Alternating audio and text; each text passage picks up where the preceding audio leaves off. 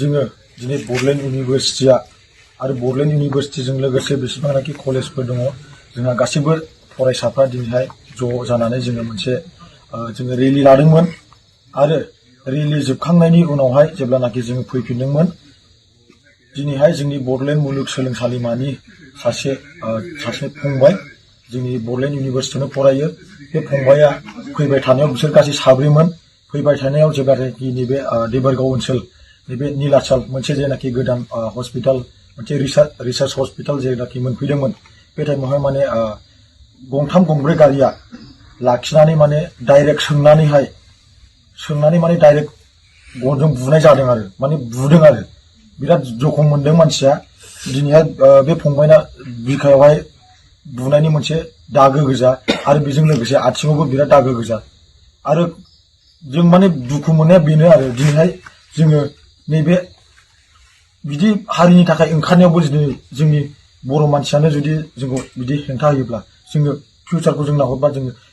माने गोसोम नुहुरो आरो जोङो ब्लेक होननानै जों साननांगोन आरो जोङो फिउचारखौ दिनै बेखौनो बुंगोन आङो दिनैहाय जे जोङो बिराद दुखु मोनदों जोङो एसे जोङो दिनैहाय जोङो हारिनि थाखाय जोङो नाजागासिनो दङ नाथाय जोंनि हारिनि मानसिफ्रानो दिनैहाय माबा माबि पलिटिकेल पार्टिनि माबा माबि लानानैहाय दिनैहाय बुंनानै जोंखौहाय आलादा आलादा खालामगासिनो दं दिनै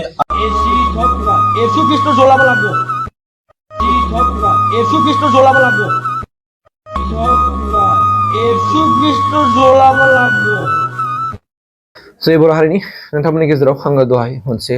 फोसावनो भिडिअ मोनसे होखाबाय भिडिअआ जाबाय मा आङो दिनै आं बे बिटिसि अफिस बुख्रुबहैनाय ओमफ्राय जोंनि गेजेराव गावजों गाव हंगार जानाय आं बेनि सायाव माखासे डिसकासन खालामनो नागिरदों आरो बिटिसिनि माखासे एनअसि हरलायनाय बे आयदानि सायाव नोंथांमोनजों एसे आं लानानै सावरायनि डिसकासनखौ जेब्लानाखि मैया आं फार्स्टआव बुंगोनोसै बिटिसि अफिसावहाय थांनानै जोंनि ट्राइबेल स्टुडेन्टफ्रा जे बिटिसि अफिसखौ माने खुबैला खुबैलि खालामहैबाय माबा मोनसे खालामहैबाय बे जोंनि थाखाय माने साबजाथाव नङा बियो हिंसायारि जादों बे अहिंसा जायाखै बे आं बिनि थाखाय दुखु प्रकास खालामदों नोंथांमोननिखौ नोंथांमोनहा नंगौ नोंथांमोना जानो हागौ आबेगजों मावदों नोंथांमोना गाब्रायनानै सानब्रेनानै बिदिजों जानाय नंला साननानै नोंथांमोना निसय बे खामानिखौ मावदों बे नोंथांमोननि थाखाय गोरोन्थि दे जाबाय दा जेन' आरो फिन नोंथांमोना जुदि आरो बेफोरबायदि रेलि आरो धरना कार्जखौ लाबावोब्ला अननानै जेन' बेफोरबायदि थासारिखौ मावा मानोना बेयो जोंनि सम्पति जोंनि 5,000 मानसि सुबुंजों मुंख्लं जालांनायजों सोरजिजानाय बे मोनसे जोंनि न' आरो जोंनि बे मोनसे मन्दिर बियो आरो बे मन्दिरखौ जों सिफायनानै लायोब्ला जों बाहा फुजिनो जों बाहा थानो खारन बे न'आवनो थानानै जोंनि जौगानायनि खामानिखौ मावो आं मैया फेसबुकआव पस्ट होदोंमोन दा बेवहाय गोबां मानसिफ्रा बुंहरदों आं बुंदों नोङो जुदि नोंनि थाग्रा न'खौनो जुदि नों सावनानै लायोब्ला नों बाहा उन्दुनो दा बे खोथायाव गोबां मानसिफ्रा बुंहरदों आदा जुदि आंनि न'आव आंनि थाग्रा न'आवनो जुदि गुबुना जुदि एरसानानै हाबफैनानै थाफैनानै जुदि जोंखौ होखारोब्ला बे न'खौ जों मा खालामनो बे न'खौ जों सावनाङा बेबायदि होननानै गोबां मानसिफ्रा आंखौ बुंहरदों दा बेनि सायाव आंबो सानदों एसे आरो आं साननानै नायदों आरो दा बाथ्राया जाहैबाय मा बिथांमोनाथ' जोंनाव दासिमबो हाबथ'नो मोनाखै एबा हाबथाराखै हाबनायानो जायाखै आरो बेबो मोनसे बाथ्राया अखा हाखांनानै कफ्रि हमब्ला जाया अखाया नोङो जु हाखांनायनि उनावसो नोङो सिजाजोबखांबाय नों अलरेडि बिनि उनावसो नोङो कफ्रि नागिरलाबायनानै साथा नागिरलाबायनानै हमबा बे जाया बे मोनसे बाथ्रा जों बे बाथ्राखौ बुजिनांगोन दा नंगौ गासिबो हारि माहारिफ्रानो गावनि गांनाय उखैनाय लुबैनायखौ बिनो हानायनि बयहाबो मोन्थाय दं राइट्स दङ जायनि फलाव जों बर' हारिफ्रा गोबां आन्दलननिफ्राय फैनाय मानसि जों मा लुबैदोंमोन इभेन नोंथांमोनानो मिथिगौ दिनैसिमबो आजां गाजां खुद्रिसारनाय लादोंब्लाबो दिनैसिमबो कार्बि आलंआव जों बर'फोरखौ एसटि हिल स्टेटासखौनो होआखै बे आयदानि सायाव नोंथांमोना मा बुंगोन आरो आं मैयाबो बुंखाबाय जोंनि गेजेराव जायखि पार्टिनि जायाथों मानो माने आं एमएलए एमपि बिथांमोनखौ आं बुंदों मैया भिडिअ बानायदों जे बिथांमोना खुनु मोनसे माने बाथ्रा बुङाखै आरो बिनि थाखाय आं दुखु प्रकास खालामदों दा बाथ्राया जाहैबाय मा बे जाथाया जानो नाङामोन आरो मैया जानानै थांनायनि उनाव प्रग्रामा जोबनायनि उनाव थांनाय समाव आं दहाय फार्स्ट भिडिअ होनाया बे बिथांमोना थांनाय समाव लामायावहाय बै फरायसाफोरखौ लाखिनानै सोंनानै एटाक खालामदों जोंनि मानसियानो बुदों होननाय बाथ्राया जोबोद लाजिथाव जादों जोंनि मानसिफ्रा मानो जाखो जोंनि मानसिफ्रा माबोरै जोंनि मानसिखौ बुखो अब्ला जोंनि गेजेरावनो सोरबा होबथानाय सोरबा माने लाइ होनाय जादों नामा जोङो बेखौ नायनांगोन आरो बै माने जायफोरनाखि जोंनि गेजेराव बेफोरबायदि अहंखार लाबोनो नागिरदों जों बेखौबो जोंनि दैदेनगिरि सारमोना नायनांगोन जा जादों मैया जाथाया बिराद मोनसे जोंनि थाखाय सुख'नो हायै मोनसे जाथाय जानानै थांबाय आरो बेबायदि जानो नाङामोन बेफोरबायदि जानायनि थाखाय आरो इयुनाव आरो बेफोरबायदि जाबावा आं मिथिनो मोनदों बावहाय माने बर'ल' स्टुडेन्ट गैया होननानै माने गुबुन ट्राइबेल स्टुडेन्टफ्राबो दं दा बाथ्राया जाहैबाय मा दिनै बिथांमोनहा जायफोरनाखि माबाफोरखौ माने हरदों जे BTC निफ्राय NOC हरनाय बे बाथ्राखौबो अलरेडि बिथांमोनहा रेकमेन्डेसन जेनोखि माबायावहाय लिरनानै होफाखादों आरो दा आं बुंनोसो नागिरदों रायजो राजा नोंथांमोन आरो फरायसा लोगो नोंथांमोन बयबो नंगौ मालाबा हठात सानफ्लाङो मालाबा हिंसानिबो माबा फैनो नागिरो खिन्थु होबथानाया जोंनि थाखाय राइट्स दङ बेखौ रावबो बादा होनो हाया दै अहिंसा खान्थिजों होबथानाय जोंनि मोन्थाइखौ बासायनो थाखाय होबथानायनि राइट्सआ बयहाबो दं आरो सोरबा मोन्थाइखौ बिनायाव बयहाबो राइट्स दं जेरै जोंबो मिथिगौ जों बेसेबां आन्दालन खालामनानै दिनैसिम मोनाखै स' बिथांमोननि आन्दालन खालामनायनि बिथांमोनखौबो जों बुजिनांगोन बै दिनै मोनद'था जे हारिफ्रा दिनै ST बिगासिनो दं बिथांमोनाबो बुंदों बिथांमोनाबो खायसे मानसि आहमफ्रा दिनै बुंगासिनो दङ जे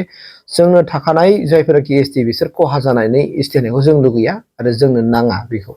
माने बेखौ नागार मारैबा ST होनो हायो बेखौ होथों होननानै बिथांमोना बुंबाय थादों नाथाय जोंनि खाथियावनो थानाय माखासे बै जोंजोंनो रायजो जाफानाय बिथांमोनासो जोंनि एसे एगेन्स्टआव बुंगासिनो दङ बाथ्राया बेसो जानानै फैदों ना बाथ्राया बेनिखायनो जों गोथौ मेलेमजों गुसु मेलेमजों साननांगोन आरो जोंनि गेजेरावहाय बेफोरबायदि गावनि बिदा फंबायजों दा आं नुदों ससियेल मिडियाखौ नुनानै जोंनि गेजेराव दा गावनि बिदा फंबायजोंसो माने हंखार जालायनो थांगासिनो दङ बेफोरथ' मोनसे माबा नङा आरो मोनसे जेन'बा आं दहाय सिगाङावनो होखांखाबाय भिडिअ मोनसे क्लिप मोनसे ABSU अफिसखौ सावनांगौ होननाय बे बाथ्राखौबा सोर बुंनायखौ बबेनिफ्राय ओंखारबाय खिन्थु बे ससियेल मिडियाआव गोसारजोब्बाय बेनिखायनो आं दिनै दहाय भिडिअ क्लिप हिसाबै सिगाङावनो होखांखाबाय दा ABSU अफिसखौ मानो सावनो ABSU अफिसा मा दाय जालायखो बे मोनसे बिराद गिदिर मोनसे माबा जायो आरोखि दा बेफोरबायदि सेन्टिमेन्टखौनो जोङो माबा लानांगौ आरोखि गावखौनो कन्ट्रल खालामनांगौ सावबायानो ABSU अफिसखौ गुबुन हारिजों बेसेबां मिनिजाबावनो जोंलाय दानो मिनिखाबाय दानो जे गावनि मोनखानाय सम्पतिखौ जोंनि मानसियानो जों सिफायनानै लानो नागिरबाय बा लाबाय सिफायानो बेखौ दिनै गुबुन मानसिफ्रा मिनिखाबाय गोबांनो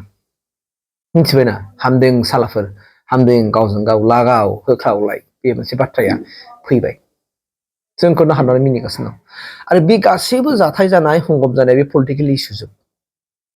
बेखौ सोरबा सासेया एसि रुमाव जिरायनानै माबा खालामगासिनो दङ आंथ' सानो जोंनि गेजेरावहाय आसामाव ओरैबायदि माखासे कनस्पिरेन्सि दं पलिटिकेल जायनि फलाव जों बेजों बोनथेनानै दोनजोबजानाय जोंनि